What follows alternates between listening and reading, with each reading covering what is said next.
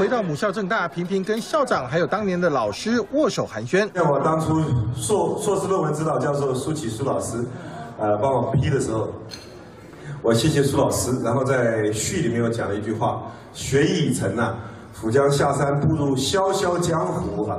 这个江湖是深浅莫测，变化莫测。学生时期的时候是聪明，然后又灵活。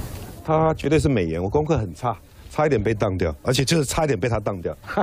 韩国瑜这回成了杰出校友，风光回母校，但是就职典礼在即，却因为场地周边交管5天，引发民怨。千万不要扰民，因为我们的就职是希望行销高雄、推广爱河，所以才走出户外。如果造成让民众不方便的话，我一定会劝警察局局长千万不可。就怕还没上任就惹民怨，韩国瑜赶紧修正，倒是为了拼高雄观光，先给高雄市民惊喜，就是好莱坞巨星明年3月来台宣传。确认的这个书面的资料之后，双方获得默契，才能够正式的对外的宣布。但是我只能保证他是一个人。